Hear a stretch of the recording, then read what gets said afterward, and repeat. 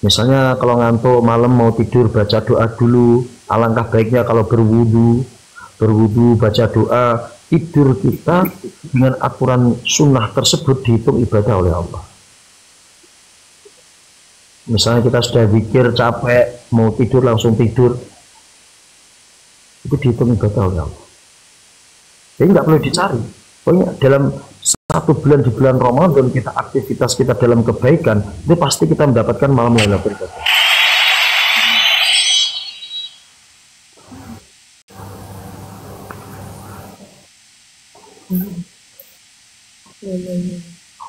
Tapi ini pun kalau misalkan kayak bacaan doa yang tadi itu bisa boleh berapa kali, 1 kali atau berapa kali juga bebas ya? Semua doa baik, tapi doa yang paling baik yang Rasulullah ajarkan kepada kita adalah doa ketetapan iman dan Islam dalam hati kita sampai akhir hayat kita. Sehingga Rasulullah langsung, baginda Nabi Muhammad langsung mengajarkan kepada kita semuanya doa tersebut. Allahumma ya muqallibal qulub tsabbit qalbi ala dinik. Wahai zat yang membolak-balikkan hati, tetapkanlah hati saya dalam agama engkau, tetapkanlah iman saya kepada engkau. Ini itu doa terpenting yang Rasulullah langsung ajarkan kepada kita. Doa itu dibaca ketika kita selesai sholat ataupun ketika kita sujud. Ketika kita sujud dalam sholat 5 waktu, sholat tahajud, selalu meminta dalam hati, ya Allah, tetapkanlah iman dan Islam saya sampai akhir hayat saya. Itu doa terpenting. Karena secantik apapun orang itu, sekaya apapun orang itu, sesehat apapun orang itu, setinggi apapun pangkatnya di dunia orang itu, kalau Allah tidak tetapkan iman dan Islamnya sampai akhir hayatnya, semuanya itu akan sia-sia kelak di akhirat. Maka doa terpenting dalam kehidupan kita sehari-hari yang perlu kita panjatkan di selain urusan dunia, yang pertama kali kita minta adalah doa ketetapan iman dan Islam dalam hati kita. Doa ketetapan iman Islam. Oke. Jadi doanya nggak perlu pakai bahasa Arab, nggak perlu ngafalkan, kan kelamaan kalau ngafalkan. Kalau kita pakai bahasa Indonesia kan sudah tahu. Nah, ketika sujud jangan dilafadzkan tapi dalam hati. Dalam hati kita bicara, melafadzkan hati kita, ya Allah, tetapkanlah iman dan Islam saya, iman dan Islamnya keluarga saya, teman-teman saya semuanya sampai akhir hayat kami semuanya. Pakai bahasa Indonesia aja, senyaman kita. Iya sih. Ya, di situ nanti malaikat akan terharu. Oh, ternyata kita itu mementingkan kepentingan akhirat, yang diminta kepada Allah itu kepentingan akhirat dulu daripada kepentingan dunia. Meskipun setelah itu doanya baru minta lancarkanlah rezeki saya, keluarga saya, teman-teman saya, enggak apa, boleh. Tapi yang pertama kali kita sodorkan proposal kita kepada Tuhan itu tentang akhirat. Otomatis ketika kebutuhan akhirat Allah cukupi, yang kebutuhan akhirat yang nggak ada durasi waktunya yang selama-lamanya aja Allah cukupi, masa kebutuhan dunia yang sifatnya cuma sementara nggak Allah cukupi? Nggak mungkin, pasti Allah cukupi.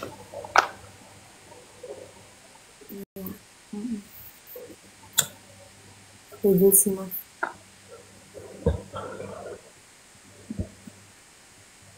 Ayo, tadi kamu doakan teman-teman enggak nih tadi? Iya dong. Aku juga doain Mas loh. Doa apa? Doakan apa? Ya, semoga Masnya makasih gitu udah ditemuin sama Mas di online gitu ya. Udah ngajarin aku, bener-bener udah emang tiba-tiba kemarin kan emang udah atas izin Allah gitu ya. Tiba-tiba aku lagi tiba-tiba aku pengen ngobrolin, ceritain pengalaman aku mualaf. Tiba-tiba langsung nyambung aja ke Mas gitu, jadinya tuh kita ya jadi kayak tetep gitu jadi kayak oh mungkin ya langsung oh ini Allah udah atur ke sini gitu arahnya gitu, udah langsung pertemuin gini kan, nggak ini gitu ya, di luar dugaan kita kan. Iya, sampai mungkin kamu berasumsi berpikiran, oh apakah ini makhluk Tuhan yang diutus untuk saya gitu.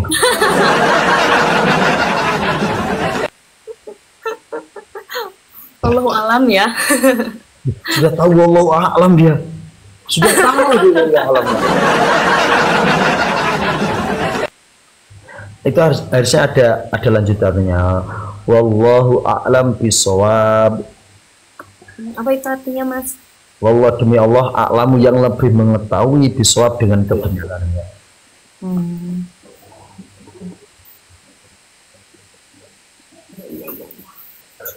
Wah, ini bahagia dunia akhirat ini, teman.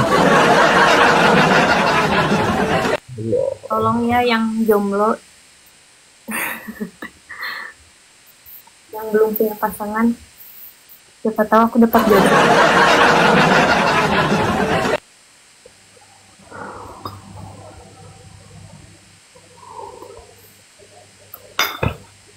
Sudah dijamin setia, wanita seperti ini dijamin setia, teman-teman. Ketika seorang itu sudah takut kepada Tuhannya, takut melanggar perintah Tuhannya, pasti dia akan bisa menghargai ciptaan Tuhannya, itu pasti bisa. Ciptaan hatinya itu hati-hati yang tulus. Jadi kalian yang mau maju itu jangan para begundal-begundal yang cuman untuk pertimbangan ya. Jangan samakan ini Mbak Vita sama kelinci, jangan kalian samakan. Ya aku udah ini barang HP udah capek, Mas. Dagangan istimewa ini, teman-teman. Agama adalah panglima etika dan moral. Tanpa agama kehidupan tak punya tempat berteduh mulai.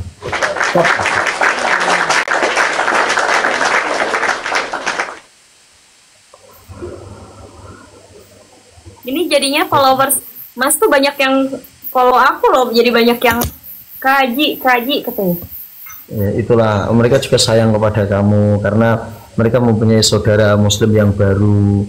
Mereka itu meskipun para begundal ini memang suka, kadang tappingannya rusuh, mulutnya itu sampai mana-mana, mereka itu sebenarnya suka kalau ada saudara muslim yang baru pengen mempelajari masalah Islam. Meskipun melihat kamu cerita kamu itu puasa, takut membatalkan, mereka itu terharu. Meskipun mereka nggak puasa tapi mereka terharu. Lihat kamu sholat pakai jilbab, meskipun mereka nggak pakai jilbab, mereka nggak sholat, mereka juga suka. Itulah kelebihan dan kekurangan mereka.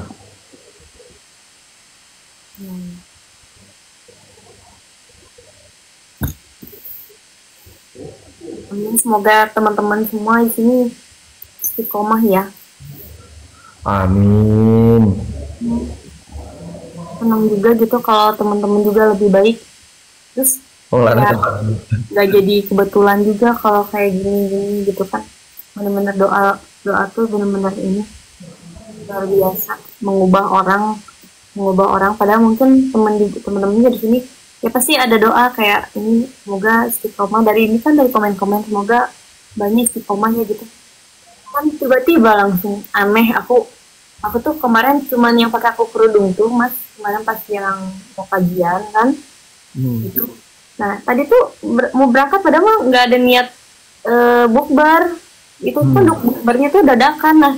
Nah kataku tuh kok rasanya pengen pakai baju tertutup ya, terus pakai bajunya pakai kemeja panjang gitu, terus cobain kerudung tidak bisa, bagus kata-kata ini aja deh kerudung.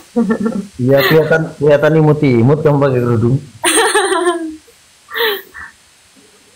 Semoga lah pertemanan kita dengan teman-teman yang ada di bawah ini, penonton kita, itu Allah kekalkan sampai surganya Allah. Karena termasuk teman yang dinamakan teman sejati, teman sahabat terdekat dalam syariat itu adalah teman yang selalu mengingatkan dalam hal kebaikan. Pertemuan seseorang yang menjadikan pertemanan, yang itu pertemanannya dilandasi karena Allah, maka pertemanan tersebut pasti akan Allah kekalkan sampai surganya Allah. Mereka akan bisa saling menjadi saksi kebaikan di antara keduanya. Misalnya saya ketemu dengan Mbak Vita, kita belajar masalah ilmu agama bareng-bareng seperti ini. Nanti saya juga bisa menjadi saksi kebaikan buat Mbak Vita bisa menjadi saksi kebaikan untuk saya. Karena kan kita harus meyakini setiap apapun yang kita lakukan semasa kita hidup di dunia, Allah akan minta pertanggungjawabannya nanti di akhirat, di yaumul hisab. Allah akan tanya satu persatu. Dan disitulah peran teman yang akan sangat kita butuhkan ketika kita diaudit oleh Allah tentang kesalahan-kesalahan yang kita lakukan di dunia. Ada teman yang baik datang menyaksikan, Hei ya Allah, meskipun itu para pasukan-pasukan keblongan, mereka itu masih suka minum minuman, mereka masih suka melakukan zina, mereka masih suka mencuri, tapi ketahuilah ya Allah, saya menjadi saksi kebaikan mereka ketika mereka diajak ngaji bareng-bareng mendengarkan ilmunya Engkau, tapi mereka stay semuanya. Itulah yang meringankan hisab seseorang ketika orang itu mempunyai teman yang dia itu karena Allah, selalu ingat mengingatkan dalam hal kebaikan.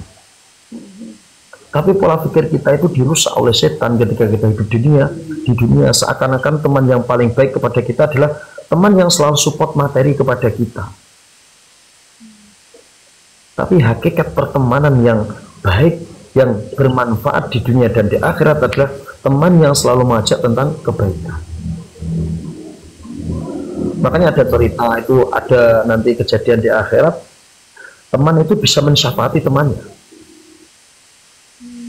Dulu ada cerita, ada diceritakan dalam kitab Ihya, ada seorang manusia, anggap contohnya ini pasukan saya, pasukan keblongan. Mereka tuh begundal-begundal yang suka melakukan dosa apapun update mereka lakukan. Togel oke, gaduh oke, minum-minuman oke, karaokean oke. Apapun dosa terbaru, maksiatan terbaru yang ada di dunia ini mereka update terus.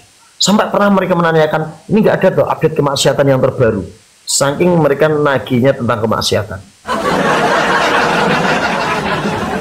Karena banyaknya dosa yang dilakukan, ketaatan mereka itu cuma sedikit. Tapi meskipun mereka suka kemaksiatan, tapi mereka juga suka sama Allah dan Nabi-Nya. Mereka pegang satu amalan ketika hidup di dunia, selalu membaca sholawat dalam hari-harinya.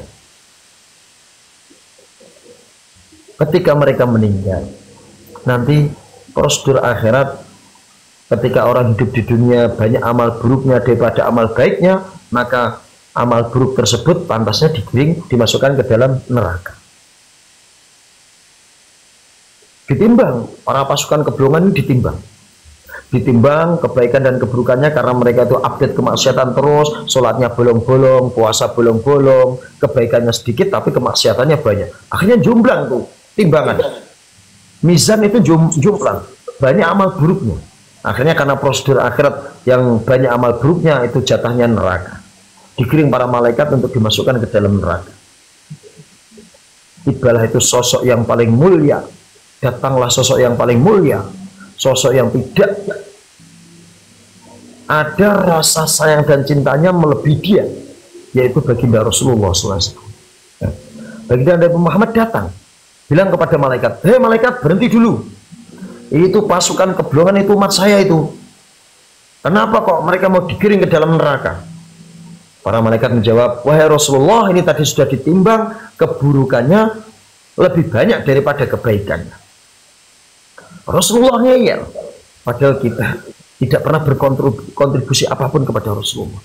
Mereka pegangannya cuma ketika hidup di dunia sering baca salawat, Allahumma shalli ala sayyidina Muhammad, Allahumma shalli ala sayyidina Muhammad. Ditimbanglah, Rasulullah minta, nggak mau aku kalau umat saya dimasukkan neraka, coba timbang lagi. Malaikat ngeyel, sudah ditimbang ya Rasulullah, banyak keburukannya daripada kebaikannya. Ketika terjadi perdebatan antara Rasulullah, Nabi Muhammad dan para malaikat, Allah mengenai di situ. Wahai para malaikatku, turuti apa permintaan kekasihku. Turuti permintaan Nabi Muhammad itu turuti. Akhirnya para pasukan keblongan digiring lagi ke mizan, ditimbang lagi. Sebelum ditimbang, Rasulullah mengambil satu benda dalam sakunya, ditaruhkan di timbangan amal tempatnya para pasukan keblongan tersebut. Masya Allah, terjadi keajaiban di situ. Yang awalnya timbangan itu banyak keburukannya, ketika Rasulullah letakkan satu benda di timbangan kebaikan itu langsung jomplang, banyak kebaikan. Pasukan keblongan akhirnya melongo, loh, saya itu memang banyak dosanya loh. Ketika di dunia saya suka melihat keburukan, melakukan keburukan, saya sholat itu juga bolong-bolong, puasa juga bolong-bolong. Dia itu penasaran, langsung tanya kepada Rasulullah, wahai Rasulullah, apa yang kau berikan, yang kau taruh dalam timbangan tersebut, sehingga keburukan saya itu kalah dengan benda yang kau taruh tersebut? Disitulah Rasulullah menunjukkan rasa sayangnya kepada kita semuanya. Wahai umatku, para pasukan keblongan, itu adalah sholawat yang ketika kalian baca di dunia, itu saya simpan. Saya berikan manfaat sholawat yang kalian baca di dunia untuk di akhirat ini.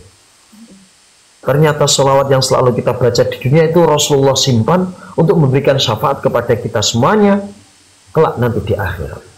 Karena Rasulullah lebih mengetahui kalau umatnya di akhir zaman itu kelakuannya kayak begundal-begundal pasukan keblongan. Suka berbuat dosa tapi enggan melakukan ketaatan.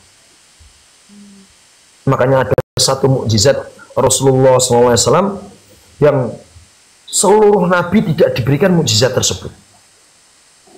Mukjizat terbesar Rasulullah SAW adalah tercantum dalam Al-Quran di akhir surat Al-Baqarah. Rabbana la tu'akhidna in nasina aw akhtana. Ya Allah, jangan sampai engkau hukum umat-umatku, jangan sampai engkau berikan sanksi kepada umat-umatku sehingga mereka taubat kepada engkau. Langsung dijawab oleh Allah, qala na'am ya Muhammad. Ya Muhammad, saya tidak akan berikan hukuman sanksi kepada umat-umatmu sampai mereka kembali kepadaku, taubat kepadaku. Alangkah malunya kita kepada Rasulullah ketika Allah temukan nanti kelak di akhirat dengan Rasulullah, tapi sedikit kontribusi kita kepada Rasulullah, selawat kita sedikit kepada Rasulullah. Begitu cintanya, sayangnya Rasulullah kepada kita, ketika akhir hayatnya saja yang dicari itu umatnya, kepentingan umatnya. Ketika Israel datang untuk mencabut nyawa Rasulullah, Rasulullah itu tanya kepada malaikat Israel, wahai Israel, oke, saya mau berangkat menghadap Allah, berangkat ke akhirat, tapi jaminan apa untuk umatku? Untuk para manusia yang saya tinggalkan ini diberi jaminan apa sama Allah? Yang difikirkan bukan jaminan apa untuk diri saya, untuk anak saya, untuk istri saya, tidak. Tapi yang Rasulullah, baginda Rasulullah SAW nego itu umatnya, kita-kita ini semuanya. Oke, saya berangkat ke akhirat sekarang nggak apa-apa, tapi jaminannya apa kalau saya tinggalkan umat-umat saya ini? Akhirnya Allah berkata kepada Israel, wahai Rasulullah, Allah sudah memberikan wahyu bahwasanya surga diharamkan untuk umat sebelum umat engkau masuk ke dalam surga. Jadi kita, para begundal-begundal yang banyak melakukan dosa, itu mempunyai predikat pertama kali orang-orang yang masuk surga. Surga itu diharamkan dimasuki siapapun sebelum umatnya Rasulullah masuk ke dalam surga. Ketika Rasulullah bangun dari wafatnya, yaumul qiyamah datang, hari kiamat datang, Israfil meniup sangkakalanya, hancurlah dunia, tidak ada satu orang pun yang hidup. Tiupan sangkakala yang kedua, semua manusia dibangkitkan. Yang pertama Rasulullah bangun dari tidurnya, bangun dari wafatnya. Yang dicari bukan di mana wahai Jibril anakku, istriku, tidak. Yang dicari Rasulullah siapa? Di mana umatku? Ainal ummati ya Jibril? Di mana umatku wahai Jibril? Yang dicari kita. Rasulullah selalu memikirkan dalam pikiran beliau umat kita ini yang dipikirkan. Tapi seberapa besar pikiran kita kepada Rasulullah, seberapa besar cinta kita kepada Rasulullah, harusnya kita malu. Ada orang yang lebih sayang melebihi orang tua kita kepada kita, yaitu Rasulullah. Apa yang sudah kita lakukan untuk Rasulullah, untuk menyenangkan Rasulullah? Kebetulan kita tidak ditakdir oleh Allah satu zaman ketemu langsung dengan Rasulullah. Tapi Rasulullah paling suka ketika apa? Ini yang tidak satu zaman dengan Rasulullah, mereka masih iman, cinta kepada Rasulullah. Sehingga dalam hadis itu diceritakan, nanti ketika di akhirat Rasulullah itu bertanya kepada para malaikat, di mana keluarga-keluargaku, para tetangga-tetanggaku, wahai para malaikat? Di mana sahabat-sahabatku, keluarga terdekatku, di mana wahai para malaikat? Yang dimaksud Rasulullah itu bukan orang sehidup sezaman dengan beliau, para sahabat. Yang dimaksud tetangga-tetangganya Rasulullah, keluarganya Rasulullah adalah umat-umatnya. Jadi Rasulullah itu cinta kepada kita semuanya, bukan hanya di dunia, sampai di akhirat pun Rasulullah juga akan cinta kepada kita. Maka betapa malunya kita ketika ada orang yang sesayang itu kepada kita, kita kok nggak bisa memberikan kebaikan ataupun bisa membahagiakan beliau. Makanya saya terus bilang kepada teman-teman saya, ayolah kita baca sholawat sebanyak-banyaknya, baca sholawat sebanyak-banyaknya. Supaya apa? Supaya Rasulullah itu suka kepada kita. Sampai Allah saja berfirman, barang siapa yang baca sholawat kepada Rasulullah 1 kali, maka Allah akan membalas 1 sholawatnya itu dengan 10 sholawat. Ketika orang baca Allahumma sholli ala Sayyidina Muhammad wa ala ali Sayyidina Muhammad, Allah langsung balas itu perkataan. 10 kali kebaikan langsung diberikan kepada kita. Itu bukan karena mulut kita yang istimewa, tapi karena apa? Karena sayangnya Allah kepada Rasulullah SAW. Sehingga orang yang sayang kepada Rasulullah itu pasti dan pasti Allah sayang kepada orang tersebut.